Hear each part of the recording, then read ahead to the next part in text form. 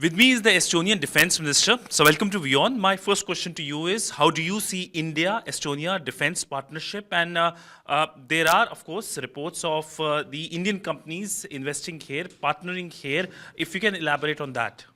Yes, I see that, in last years specifically, we have had very good cooperation, and I see that there is a huge opportunity to increase that cooperation. And I know that, yes, there is a very successful cooperation already today, but what is more important, that we are establishing here in Estonia the new defense industry park. And there are a couple of big Indian companies who are interested to come to invest to Estonia to start production of, for instance, the 155 millimeter ammunition. Mm-hmm. So I'm not allowed to say yet who are the companies, but when you have the understanding that who is producing in India 155 millimeter of ammunition, then you probably can have also the understanding that who are interested to invest into Estonia.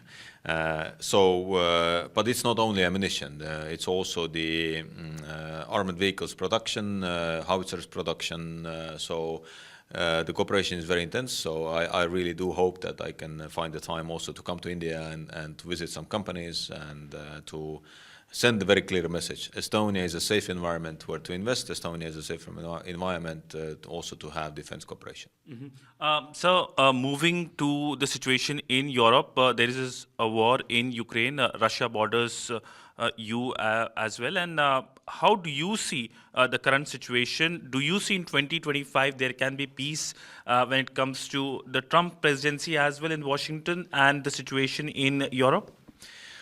Well, of course, we all hope that the war in Ukraine will be over. It's clear, and we all also understand that it's an extremely heavy burden for Ukrainian people because they are losing the people.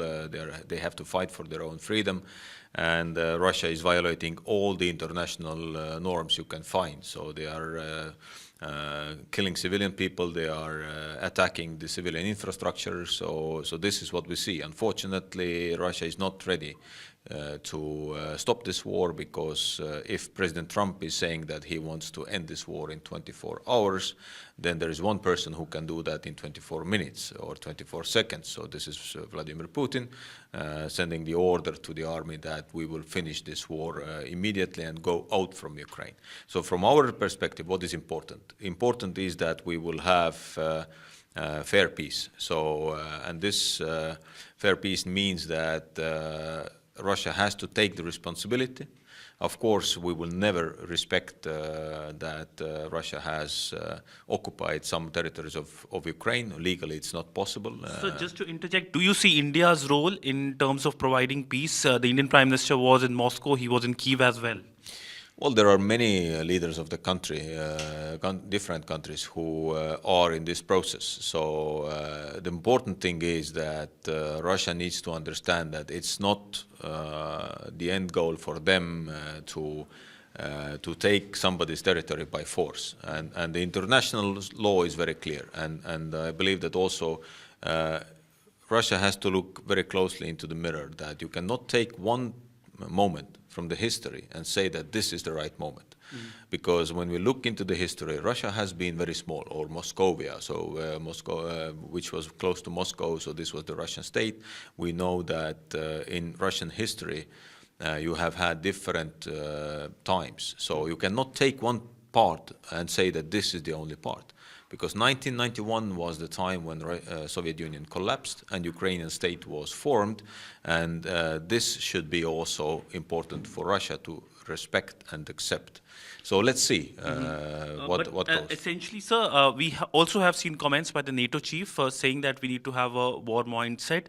Also, there have been calls for the NATO countries to increase their budget for the NATO grouping. What's your view on that? I believe Estonia is paying much more than its geographical size. Yes, we are doing more than it is agreed in NATO. but we don't see also any other option. Russia has been and will be our neighbor, and we don't see that they will be less hostile. Unfortunately, there was a hope in 90s that Russia will be a democratic country. After Putin came into the power, we see that dictatorship continues in Russia. And of course, that means that the alliance, the strongest military alliance called NATO, has been successful for the last 75 years. And we truly believe that together with our allies, we can deter Russia. So this is why we are investing more and more. This is why also we encourage our friends in other states to invest more, because we see that it is important to deter Russia. On that note, thank you so much, sir, for speaking to WION. Thank you. With video journalist Dheeraj Patel, Shraddhansibal for WION in Tallinn, Estonia.